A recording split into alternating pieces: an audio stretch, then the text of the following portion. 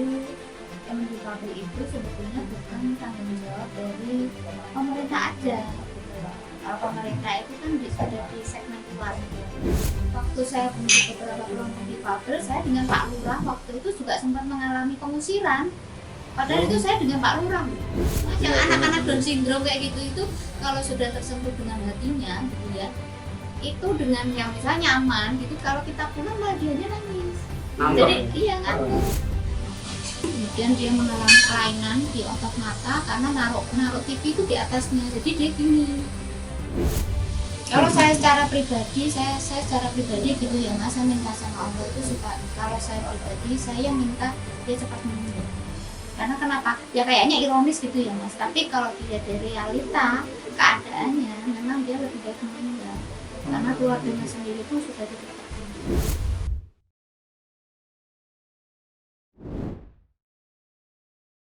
Selamat datang di podcast Jejak Penolong bersama saya Bang Zulek. Bila kemarin kita berbicara tentang tentara langit, relawan yang ada biasa di Operasi SAR, kali ini saya menghadirkan narasumber yang sangat luar biasa. Karena mereka ini bergerak bukan di bidang SAR, tetapi mereka juga penolong. Nah, mereka ini adalah dari Sahabat Unik Luar Biasa atau Sulbi. Ini dengan Mami Leli dan Mas Andi. Selamat bergabung di Jejak Penolong. Ya, senang banget. ada Mas Zul, ada Bang Zul. Monggo enaknya. Oke. Ini siapa yang saya tanya dulu nih? Yang muda dulu. Yang muda yang berkarya. Iya betul. Mas Andi, Ya, ini Sulbi ini sebenarnya apa sih? jadi Sulbi itu ada dua makna Mas Yul. Yang pertama itu tadi yang disebutkan Mas Yul, Sulbi itu singkatan dari Sahabat Unik Luar Biasa. Biasa. Betul. Yang kedua itu kata Sulbi itu diambil dalam bahasa isyarat, dalam bahasa Arab yang artinya itu tulang ekor. Tulang ekor. Iya betul. Tulang ekor manusia. Iya betul. Kenapa Mas? Kenapa kita ngambil tulang ekor? Karena tulang ekor itu suatu organ yang tidak akan mati. Dengan harapan nanti nilai Sulbi ketika saya udah regenerasi, saya udah tidak di Sulbi, tapi kebaikan Sulbi masih bisa dirasakan masyarakat. Sulbi itu sendiri apa sih sebenarnya? Jadi Sulbi itu bergerak dulunya itu di bidang pemberdayaan teman-teman difabel. Oh. Terus sekarang? Kemudian seiring berkembangnya waktu kita bergerak di bidang inklusi. Di bidang inklusi. Iya. Secara awam itu inklusi itu apa, Mas? Jadi inklusi itu adalah sebuah ruang di mana teman-teman difabel sama teman-teman non difabel itu bisa bersatu gitu, dalam sebuah ruang yang bisa berkolaborasi, yaitu ruang inklusi. Oh, ruang inklusi, teman-teman ya. Ruang inklusi itu ruang tempat berkomunikasi ya. Tempat untuk bersosialisasi antara teman-teman difabel dengan non difabel. Kenapa sih Pak membentuk Sulbi?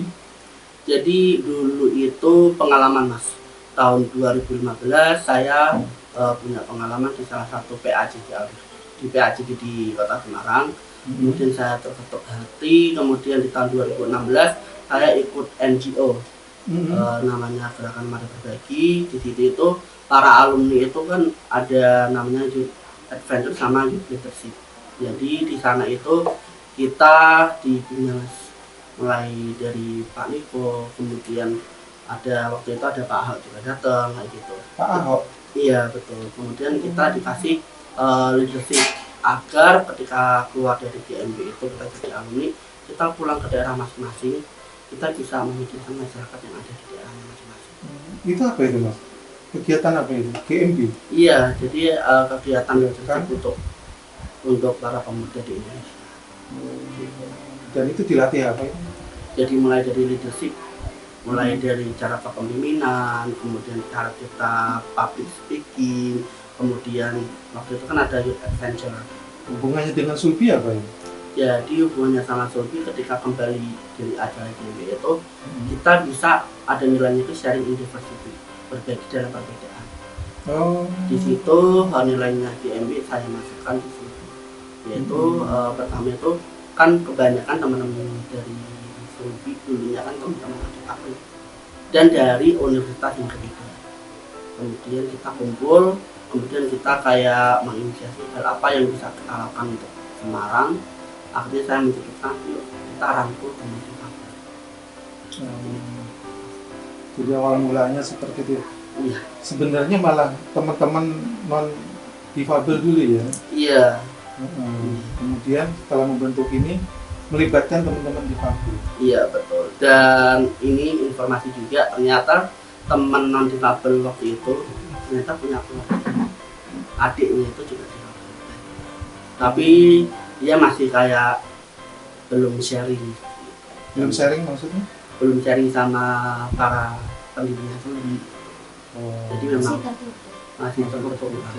Akhirnya ketika kegiatan Sulbi itu di PAJ itu baru dia kayak bercerita. Dan memang kita ini ingin mempertemukan orang antara teman difabel.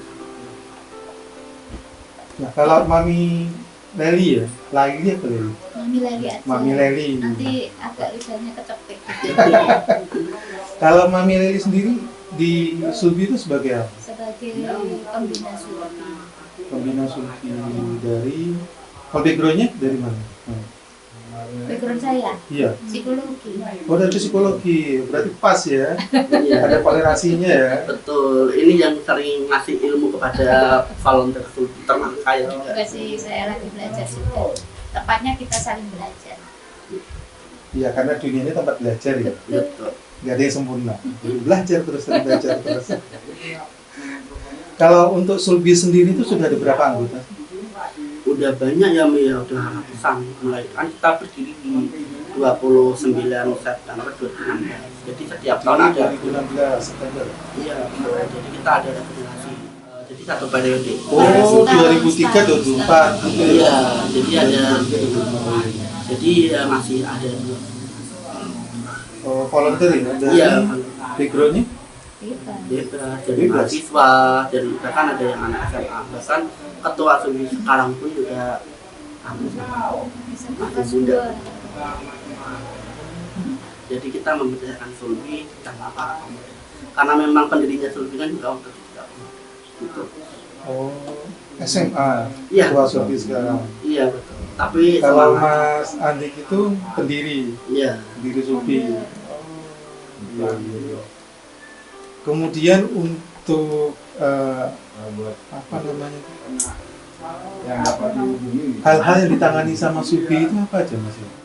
Jadi konsepnya itu teman difabel itu sebetulnya bukan tanggung jawab dari pemerintah aja gitu loh. Kalau pemerintah itu kan sudah di segmen luar gitu ya.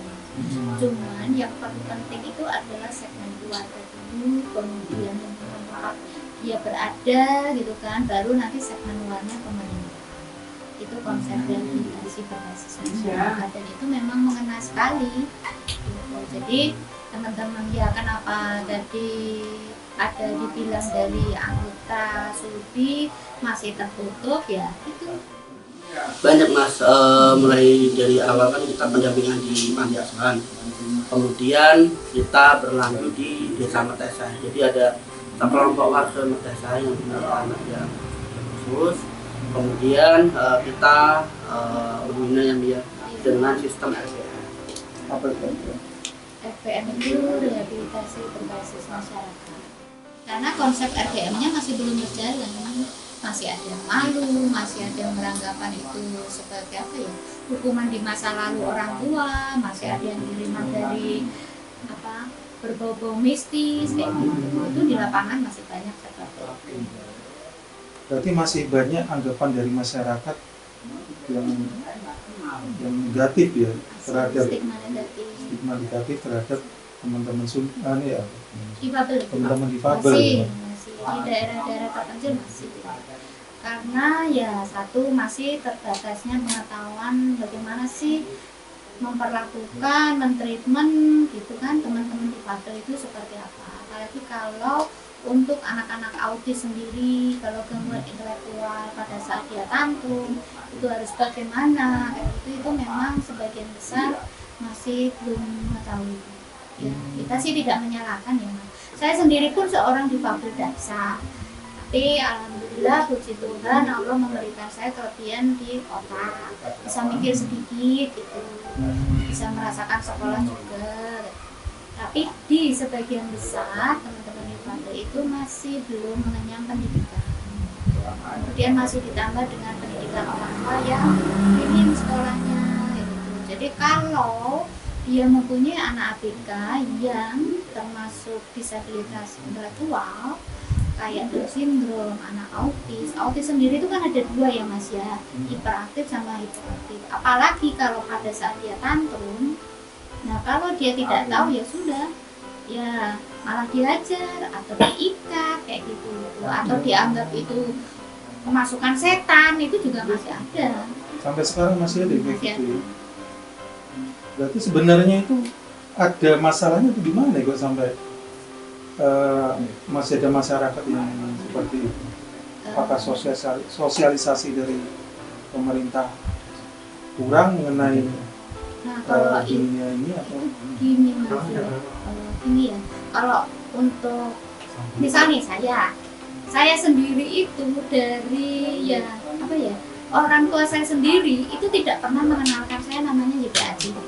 Pada saat saya sekolah S1 pertama kali itu saya baru tahu namanya YPAC, SLB pada saat saya harus terjun untuk praktek di lapangan. Loh, ternyata saya nggak sendiri. Ternyata kondisi saya itu meskipun saya difabel pakai sepatu besi, kan setiap hari kan saya pakai sepatu besi ya. Untuk kaki kiri saya kan kebetulan difabel dasar polio. Kalau secara medis namanya polio. Itu loh, ternyata kok saya tidak sendiri, ternyata masih ada kondisi yang lebih parah, ada yang kursi roda dan cerebral palsy kayak gitu. Itu satu adalah support dari orang tua. Itu sih, kalau orang tuanya istilahnya welcome dan bersyukur, nggak masalah saya punya anak ABK, yang penting bagaimana cara saya mendidik dan mengolah, kemudian memberikan dia kesempatan untuk berkembang mandiri, insya Allah jadi. Tapi kalau dia sudah satu menolak, kemudian menutup diri, ya sudah, tamatlah anaknya, ABK-nya. Dalam arti tamat itu bukan meninggal, bukan, cuman akan mengalami penurunan kemampuan motoriknya sama sensornya. karena dianggap tidak mampu ya. Dengan level kasihan kayak gitu. Harusnya kan teman-teman difabel itu diberikan support yang tinggi ya, biar mereka bisa bertahan survive kan. Tetapi cenderungan masyarakat itu justru mengabaikan ya. Ada sebagian yang malu. Sebagian yang Karena kan malu. bentuk difabel itu apalagi yang cerebral palsy kan memang bentuknya kaku ya, kayak robot kayak gitu. Kemudian kalau yang Down syndrome, ya kalau yang Down syndrome yang parah itu memang bentuknya agak ini. Apa ya, bola matanya, hidungnya ya maksudnya enggak bagus lah gitu Mas. Itu kondisinya. Kalau cerebral palsy yang seperti kekakuan sendi-sendi itu sampai nggak bisa apa-apa, dan betul-betul itu di lapangan orang tua sangat malu sekali. Karena dianggap aib gitu ya. Iya. Padahal kan yang namanya anak itu kan ya anugerah ya. Apapun harusnya diterima ya. Kan ya memang sih ya kita. Begitulah ya. Itulah Karena tuntutan tantangan di itu. masyarakat sendiri kan pasti berbeda lah ya tuntutan Ya, masyarakat. masyarakat itu adalah feedback dari perlakuan orang tua ke ABK gitu. Jadi bagaimana masyarakat akan menolong ABK kalau dari keluarganya itu tertutup. Iya. Dan itu pun saya waktu saya bentuk beberapa kelompok difabel, saya dengan Pak Lurah waktu itu juga sempat mengalami pengusiran. Padahal itu saya dengan Pak Lurah. Enggak, anak Pengusiran saya gimana? pergi Bu, anak saya itu nggak difabel kok, anak saya itu baik-baik aja. Padahal di situ sesuai data anaknya tuli, padahal cantik, anaknya cantik. Dan beriring waktu kelompok sudah terbentuk, kemudian sudah jalan bagus, dan saya itu begini, ke konsep saya memberikan FM itu saya memberikan contoh dengan kondisi difabel yang lebih parah, oh ternyata bisa gitu, seperti itu konsep yang kita berikan selama ini. Jadi kami menghadirkan kondisi teman-teman difabel yang tanpa jari tangan dan kaki dia bisa mengguru orang, dia jadi guru keterampilan. Itu jadi orang tua tuh, oh ternyata dengan kondisi yang lebih parah dari anak saya dia pun juga bisa. Kalau untuk tantangan terberat dari apa menghadapi teman-teman disabilitas itu? Kalau dari saya sebagai disabilitas itu saya merasa tertantang pada saat saya menghadapi teman-teman atau pada saat saya dengan profesi psikolog saya gitu ya Mas ya, itu saya tertantang pada saat menghadapi teman-teman difabel yang difabelnya nggak cuma satu. Loh, ada Mas ya. Jadi dia sudah netra, dia sudah sipi, dia sudah autis. Di sisi satu saya harus berperan secara profesional, di satu sisi hati nurani berkata, di satu sisi orang tua dia sudah menolak anaknya seperti itu, tapi dituntut anak saya harus bisa gitu. Itu tantangan terbesar buat saya selama ini. Dan ya memang saya pada saat memberikan assessment gitu ya, melakukan intervensi, ya saya lebih condongnya ke orang tua. Karena meskipun saya nanti mereferensikan atau mengintervensi, ini misalnya harus terapi sensor, ini harus terapi motorik, tapi kalau orang tuanya nggak ada niat sama sekali ya percuma. Justru lebih beratnya di orang tuanya. Iya, Ya? jadi saya ininya ke orang tua. buka dulu pemikiran. Dan tantangan terberatnya justru gimana caranya orang tua itu bisa terbuka ya. Itu tantangan terberatnya, dia legowo mau menerima ya. Sudah ini saya diterima, punya anak ABK, harus saya bagaimanakan gitu.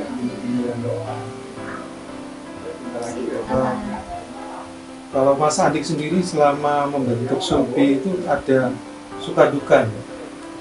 Pasti ada Mas. Banyak ya pasti ya. Pasti banyak Mas. banget ya. Apalagi kita itu pemuda yang ibaratnya kita memiliki emosi atau itu yang lumayan tinggi nih, makanya di situ peran mami sebagai pemimpin itu benar-benar masuk banget. Misal nih dulu waktu awal-awal ya, maksudnya kita kan pemuda di latar belakang kita ada yang non difabel juga, masih ada penolakan dari teman-teman difabel dengan alasan karena dia nggak difabel, masih ada pengotakan lah gitu. Kemudian alhamdulillah banget ditemukan mami cara treatmentnya seperti ini. Misal nih kalau kita ngadepin teman-teman atau penolakan dari kota itu, kita juga tahu nih treatmentnya seperti apa. Mereka juga lebih mengerti. Jadi kita memang ketika kita berkomunikasi, kan kebanyakan ada yang masih pakai bahasa bibir ya. Dan kita, iya oral. Jadi kita memang harus bicaranya ya jangan sembunyi-sembunyi kayak gini. Jadi memang harus langsung apa namanya lewat. Bibirnya agak Biar dia bisa membaca ya. Bisa membaca. Efeknya kalau ditutup. dia nggak bisa baca. Ya itu mereka akan sensitif. Dikiranya kayak kalau orang Jawa bilang ngomong gitu. Rasani ya. Rasani. Rasanya. Dan tentu dia akan marah ya kayak gitu ya. Dia akan sensitif benar-benar. Kalau enggak, misalnya ketika kita ada pengajaran atau pembelajaran, dia akan Akan menyendiri. Rasa diasingkan. diasingkan. Ya tantangannya sebagai kita yang kemudian yang masih muda, kemudian memang awal-awal nih terjun tapi ya memang agak shock gitu loh. Tapi berjalannya waktu sukanya itu kenapa? Karena ketika kita membantu orang, ternyata kita dibalas dengan senyuman itu udah luar biasa banget. Dan itu ibaratnya udah nggak bisa terbeli oleh materi. Nilai volunteer itu ketika kita dibilang terima kasih sambil senyum itu di luar. Saya sampai merinding loh Mas. Benar, karena memang ya ketika kita melakukan sesuatu yang kita lakukan secara ikhlas, dibalas dengan terima kasih pun itu rasanya sudah sangat berharga sekali. Misalnya terima kasih. Bahwa terima kasih itu gimana? Bahasa isyarat. Bahasa isyarat terima kasih. Dan matanya itu benar kayak berbinar gitu kan, terima kasih. Di situ kayak nikmat ibaratnya ternyata kebaikan kita itu berbuah, kebaikan kita untuk masyarakat itu semakin meningkatkan motivasi saya. Makanya yang dulunya kita itu sahabat luar biasa itu sama teman-teman difabel, sekarang menjadi sahabat inklusi. Kita juga merangkul teman-teman non difabel yang ibaratnya masih kurang dia atau enggak Karena ya, kalau kita pikir itu manusia pasti pengen sempurna kan ya hidupnya. Pasti kan seperti itu. Semua orang Semua orang pasti ingin sempurna. Tetapi ketika dia melihat ketidaksempurnaan dan itu dia abaikan, hatinya itu pasti akan ya, jadi keras ya, membatu ya. betul. Dia nggak akan peduli dengan orang lain ya, karena dia nggak suka dengan kekurangan gitu. Betul. Ada dulu yang ya lebih ke logik sih, salah satu volunteer kita gitu, makanya ya ketika kalau kita memberi kita harus ada imbalannya lah itu. Masih ada kayak gitu. Cuma ketika dia terjun di dunia sosial, dia menemukan alasan bahwa ketika kita berbagi itu tidak perlu mengharapkan hal-hal dari orang lain, karena ketika kita berbagi ternyata malah kita yang senang gitu. Kita lihatnya berbagi, tapi ternyata mereka yang membagikan senyuman, membagikan kebahagiaan. Dan Itu puasan batin sendiri itu yang tidak ternilai sih. Ya namanya anak muda itu kan pasti masih ada luapan-luapan egonya gitu ya. Tapi yang seiring waktu lah mereka awalnya kita lihat kan ini orang difabel yang dari kondisi yang ringan, sedang, berat. Nah pada saat kondisi berat ya. akhirnya mereka nggak tahu ya apa mungkin dapat hidayah atau bagaimana gitu ya Mas. Mereka nggak bisa ngomong apa-apa, akhirnya ada yang nangis, oh ternyata begini ya, kemudian mereka dipeluk sampai kita datang dipeluk terus nggak mau pulang gitu tuh ada rasa sedikit beneran gitu Mas, yang anak-anak Down syndrome kayak gitu itu kalau sudah tersentuh dengan hatinya gitu ya, itu dengan yang misalnya nyaman gitu, kalau kita pulang malah dianya nangis. Jadi iya ngantuk. Sampai dulu itu saya sempat apa ya Mas, sempat berdosa waktu itu karena posisi anak saya juga sakit, satunya deket sudah nyaman, sampai dia itu semalaman nunggu saya itu di masjid sampai kekunci, sampai keluarganya itu nyari. Akhirnya ketemu waktu itu subuh, ya gitu mami gitu terus. Saya tuh nyari juga bingung loh, perasaan tadi ada kok sekarang dikatakan hilang gitu. Sampai segitunya. Iya, sampai segitunya. Itu kalau mereka sudah ada connect-nya. Nah, membangun connect-nya itu di antara menumbuhkan kemudian membangun, kemudian merawat connect antara hati gitu di anak-anak generasi muda itu kan perlu waktu gitu ya, semua kan butuh proses gitu kan ya. Cuman seiring waktu sampai ini ya seleksi alam lah ya, mana yang tulus atau yang enggak itu kelihatan. Karena dunia relawan itu semuanya harus dikorbankan. Iya kan? Waktu, tenaga, materi kan terutama, dan tidak bisa mengharapkan imbalan ya. Betul. Saya juga pernah merasakan sendiri masalahnya waktu saya lupa tahun berapa itu, waktu itu saya masih ikut komunitas motor ya, berbagi juga ke rumah cacat ganda yang di Pedurungan. Panti asuhan cacat ganda Iya, di sana itu. Dan ketika kami terjun di tengah-tengah situ memang rasanya wah, teman-teman tuh ada yang dipeluk, ada yang diajak nyanyi, ada yang diajak guyon, dia rendotin gitu kan ya. Kalau kita ada di antara mereka gitu rasanya gimana gitu Mas, rasanya tuh nggak bisa diungkapin gitu. Betul. Cuman memang banyak PR sih dari kita kalau untuk anak-anak autis yang tantrum gitu ya, masih sedikit yang belum tahu bagaimana cara menghadapi tantrum anak-anak tantrum seperti itu. Karena memang itu bermula dari pola makan kan juga harus dia ketat Mas ya, itu harus sembarangan. Karena satu, kalau anak autis itu kan pantang dengan karbohidrat kan mengandung gluten. Kalau gluten itu nanti pengaruh pada hormonnya yang memicu cepat marah. Itu susu, coklat, keju itu nggak boleh. Kemudian peralatannya itu juga harus stainless semua, sabunnya itu juga harus stainless. Harus stainless. Karena kalau pakai panci biasa, besi kan mengandung zat zinc ya. Nah itu akan pengaruh juga ke anak-anak autis. Jadi benar-benar itu teliti kalau anak autis. Itu harus ada peran keluarganya juga. Iya, berarti betul-betul pengawasan ketat ya. Kalau untuk anak-anak yang autis Banyak sekali larangannya ya. Sabun juga tadi. Sabun juga. Kalau yang sabun itu apa? Sabun yang harus benar-benar ini apa namanya, sabun yang kayak sunlight seperti maaf ya, contoh yang bisa dipakai itu sunlight itu bisa dipakai untuk cuci, untuk peralatan itu bisa. Kalau yang lain tidak bisa. Kalau yang lain selama itu karena ada satu zat apa namanya saya lupa, itu yang memicu untuk hormon adrenalin untuk naik.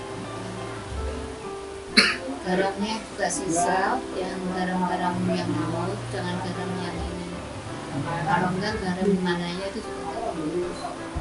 Jadi ada poin-poin yang memang untuk anak-anak autis itu tidak boleh. Tapi kalau itu bisa dilakukan secara tertib dan teratur, IQ-nya bagus. Anak-anak autis itu tuh kan pintar-pintar. IQ-nya tinggi-tinggi itu. Karena dia bisa, kalau yang saya tahu sih ya, dia tuh punya pemikiran sendiri, punya dunia sendiri yang Anak-anak orang autis lain itu tuh nggak keren. bisa menggapai ke situ. Intelektualnya tuh tinggi-tinggi kan. Tapi kalau dietnya bagus. Tapi kalau dari makannya sembarangan itu nanti lama-lama kan turun. Gitu. Nah itulah PR kita bersama untuk mensosialisasikan. Itu sih. Karena banyak ya yang untuk daerah-daerah pedesaan gitu ya udah makanya sembarangan, yang penting nggak marah kasih Indomie, padahal kan nggak boleh. Iya. Itu mie itu kan ya gitu. Itu berarti PR yang cukup berat ya untuk bisa memberikan edukasi ke masyarakat ya. Bukannya nyebut merek gitu ya Mas, cuman Ya, memang ya, mau gimana lagi harusnya. apa namanya untuk makanan-makanan instan itu kan bahan kimianya memicu juga, Iya. memicu untuk hormonnya dia mudah marah. Sebenarnya kalau sudah marah tuh susah tinggalkan ya. Kekuatannya luar biasa. Bisa 3 kali lipat. Bisa 3 kali lipat ya. Tenaganya itu. Iya, yang itu di netes ya. Itu yang anak 10 tahun itu gede. Cuma kan memang anak 10 tahun lah gedenya anak 10 tahun. Sama saya bedanya gede. Saya kalah. Kalau dia tantung, jadi memang Padahal dia harus lebih tantung. lebih lebih pendek. kecil kan, iya. lebih pendek, tetapi dia badannya agak gede gitu. Iya, tapi powernya Ya, 3 kali lipat. tantung kayak gitu. Itu PR kita sih Mas, bukan saya sama Sulbi itu bukan, tapi semuanya. Jadi harus mengerti, oh difabel misalnya daksa seperti ini, disabilitas kalau untuk intelektual, terutama untuk autis itu makannya apa, pantangannya apa, itu juga harus kita. Yang Itu jelas masih belum menyasar ke pelosok. yang jelas yang utama itu ya penerimaan ya, bisa menerima. Itu kuncinya. Tapi prosesnya Mas, menerima yang inginnya anak yang lengkap gitu ya, yang normal. Ya kita normal, kita itu normal tapi dalam konteks yang berbeda. Saya normal, saya sama Mas Yu itu normal, cuman kakinya Mas Yu duanya bisa besarnya sama, saya satu besar satu kecil gitu. Kalau suruh lari ya saya cuma berdiri aja. Teman-teman difabel kayak saya yang pakai kera kursi roda itu kan ada motor roda 3 Mas. Kita juga punya SIM D juga. SIM D, SIM Oh, SIM untuk D namanya. teman-teman disabilitas. Oh, ada SIM khusus? Oh, ada. Saya baru tahu loh ini. Ada Ada SIM D. khusus ya? Iya. Sudah sosialisasi untuk Kota Semarang, kemudian Solo, Jogja. Itu perjuangan kita sih ya, penyandang disabilitas. Kita lagi berjuang untuk aksesibilitas ini, akses RAM kayak gitu. RAM atau plengsengan Mas.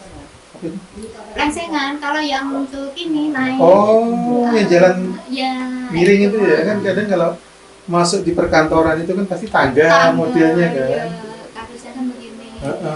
Harus ada jalur untuk disabilitas kan ya. Saya sempat 3 bulan kalau dihitung dari sini 3 bulan yang lalu saya sempat kena saraf. Ini saraf kejepit sciatica di tulang panggul sini itu karena yaitu mobilitas naik turun naik turun naik turun. Tapi sekarang ini jadi standar loh itu. Ya, Karena tapi- setahu saya di kantor-kantor pemerintah sekarang sudah mewajibkan ada jalur khusus untuk harus disabilitas. belum Belum semua. Bertahap lah. Ini contoh untuk SIM D. Ya, kan SIM D. Saya baru tahu ini. Teman-teman nih ada SIM D, mungkin teman-teman nggak tahu ya. Ternyata ada SIM khusus untuk disabilitas ya. Maju mungkin bisa dia. Nih. SIM D. Terus ini apa ini? Kartu Kartu penyandang disabilitas. Ini sampai utuh ya Mas. Ada kartu penyandang disabilitas. Itu bisa dipakai untuk naik BRT. Oh, gitu. Fasilitas Angkutan umum. fasilitas.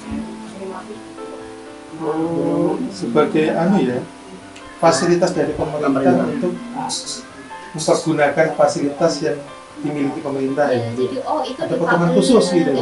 Kalau potongan sih selama ini ya enggak sih sama Mas. Cuman kalau misalnya penuh, kalau ada di bubble ada tempat duduk. Prioritas jadinya ya. Luar Saya biasa. jarang pakai Mas.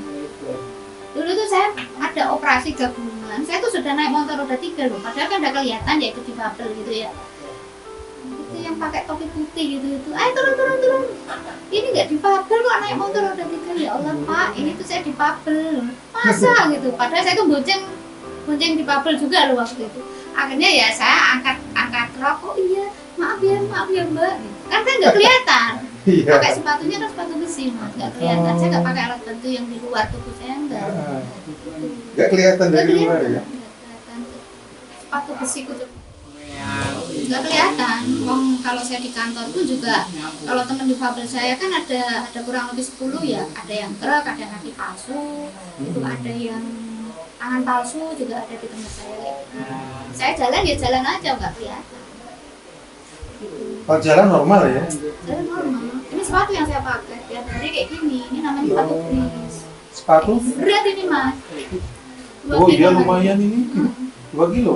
Iya 2 kilo Mas. Untuk kaki kiri apa? Kaki kiri ya? Iya. Tapi bednya mami kalau pakai ini aktif banget. Bukan aktif sih, jadi ini petugas untuk jalan raya. Apa itu? Sama Jalan. kesana gitu iya.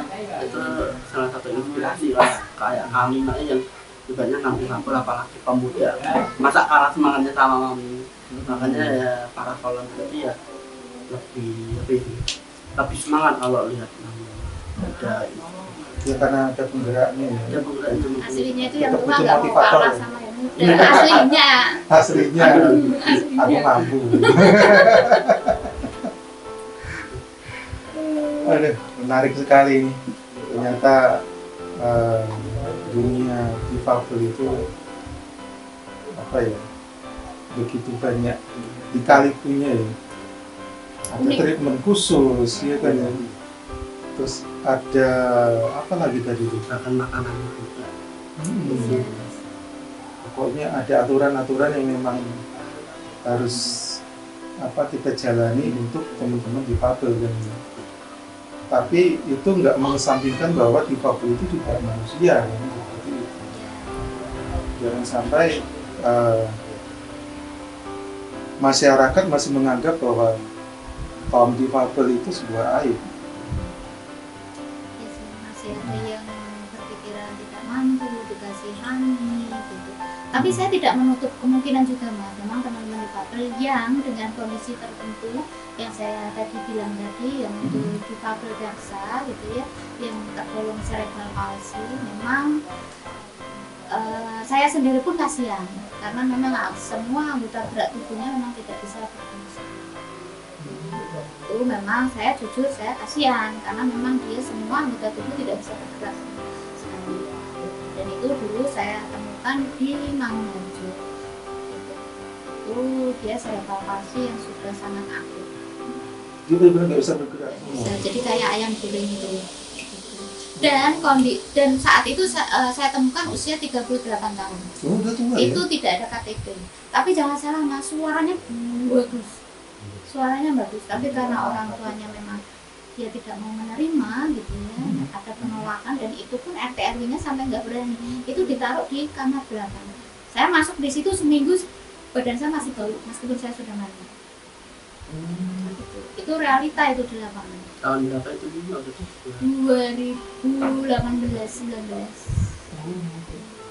Saya datang sama PSM, TKSK di situ gitu kan. Sempat saya janjian, saya tahu sudah janjian, saya datang saat itu juga. Bapaknya lebih mementingkan alam kambing ya, bahasa Jawa apa cari rumput gitu loh ya.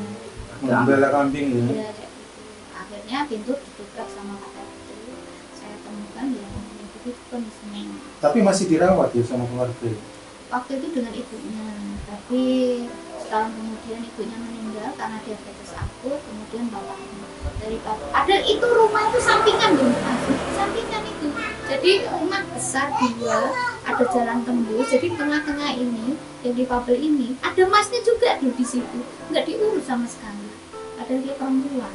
Waktu kita datang itu dia datang bulan. Jadi ya itu penuh dengan darah masnya. Ini tuh masih berfungsi juga ya. Ya masih. Semua ini ya. Cuman otot-otot motoriknya ya enggak. Kemudian dia mengalami kelainan di otot mata karena naruh TV itu di atasnya, jadi dia gini. Tapi suaranya bagus. Suaranya bagus. Karena kalau dia suka nyanyi. Kan dia disediain di kamar itu TV, tapi TV zaman dulu itu loh. Kan ada musik, ya dia setelin musik kayak gitu. Dia mau makan, mau apa ya sudah dibiarin, yang penting ada musik itu nyala, TV-nya nyala. Jadi kalau suruh nyanyi gitu dia pintar nyanyi, suaranya bagus. Kalau saya secara pribadi, saya secara pribadi gitu ya mas, saya minta sama Allah itu suka. Kalau saya pribadi, saya minta dia cepat meninggal. Karena kenapa? Ya kayaknya ironis gitu ya mas. Tapi kalau dilihat dari realita keadaannya, memang dia lebih baik meninggal. Karena keluarganya sendiri pun sudah tidak peduli. Warga tidak peduli dengan kondisinya seperti itu. Sampai mengemaskan gitu. Jadi kayak ayam goreng kalau nggak dibolak-balik ya dia nggak akan boleh. Sampai waku kayak gitu. Itu yang masih jadi kayak sampai sekarang. Jangan memanusiakan manusia. Itu masih belum semua manusia. Nah ini yang juga saya pernah tahu ya. Itu kita itu tidak boleh mengasihani teman-teman difabel. Itu benar kayak gitu. Selama dia mampu. Selama dia mampu kita biarkan saja gitu. Selama dia mampu, bukan dalam arti dibiarkan enggak. Ya, Jadi istilahnya kamu butuh apa, kita support apa seperti itu. Jadi bisa kalau untuk teman-teman difabel yang kursi roda gitu ya. Ya nggak usah dikasihani, tapi berikan dia kesempatan untuk mengeksplor kemampuannya gitu. Kayak teman saya itu difabel gitu ya. Jualan koran di mana itu Sriwijaya itu, jualan koran. Itu kan kalau tiap pagi dia jualan koran tuh mas. Oh tapi jangan salah, dia meskipun kondisinya begitu, dia mampu beli rumah loh. Iya. Dari koran ini. Iya. Beneran. Kalau Mas Zul nggak percaya, Tom, misalnya di satu saat lewat ke Sriwijaya pagi gitu ya, itu ada di Fabel 1, dia jualan koran. Umur berapa dia? Umur 30 berapa ya? 30 ya? Enggak dong, tua anakku. Waduh kalau tua saya. Muda. Katanya muda. Oh iya muda, tua tapi tetap muda gitu. Ada yang muda. Iya. Sampai segitunya ya. Terus ada yang kursi roda. Kursi roda itu saya punya Risma. Dia dulu non difabel, tapi karena dia waktu itu S1 habis wisuda nyebrang kaki kedua kelindes kaki. Jadi terpaksa dipotong segini. Dua-duanya. Ada dia model. Tapi meskipun dia sempat down sih ya, dia memang sempat bunuh diri karena waktu itu dia punya pacar, setelah tahu kondisi cewek ini perempuannya dipotong ditinggal begitu aja, posisi dia masih pingsan gitu kan, sempat down, sempat mau bunuh diri, tapi saat ini alhamdulillah dia sudah mau terus melanjutkan karir lagi, kerja dan jadi model. Dan masih sampai sekarang. Tapi prosesnya itu mas, prosesnya Iya, betul. luar biasa, yang hampir mau bunuh diri lah, yang ini Iya. lah. Dan lama itu prosesnya. Hampir 2 tahun. Awal-awal ketemu saja dia sempat masih mau. Kita itu dia sempat mau. begitu. Jadi teman-teman difabel itu yang difabelnya dari kecil, karena kan saya dari kecil ya umur 3,5 tahun, dengan yang baru jadi difabel gitu, karena misalnya kecelakaan atau karena penyakit itu kemampuan mentalnya akan sangat lebih stabil kalau yang dari kecil. Karena sudah biasa makan berlian. Udah ditampak dari kecil, beda kalau misal karena penyakit atau Ya.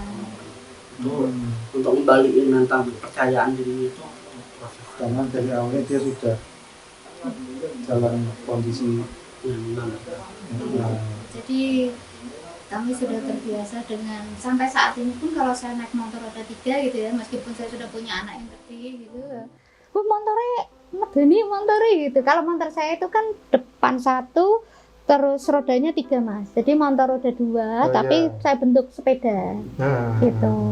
Jadi total rodanya ada 4. Hah? 4. jadi satu yang belakang 3, jadi kayak sepeda 3 itu. Oh iya, sepeda anak-anak yang Ya, ada betul. sepeda tambahan kecil juga Ya gitu ya. gitu. Oh dibikin seperti itu. Itu ya. Khusus Beneran. ya. Kalau kan itu untuk penyangga. Biar lebih seimbang Iya. lagi. Iya. Sebetulnya saya bisa naik roda 2 cuma takut jatuh. Lebih nyamannya seperti Iya, itu. iya, Gitu. iya, resiko. Iya. Kaki cuma 1 Mas, masa? Ini cerita dari Mami Leli sama Mas Andik ini kalau diteruskan ini masih panjang banget. Iya betul. Sampai Cuma pagi kali ya Mas. sampai Untuk pagi. episode 10, Nah, 10 episode. Betul.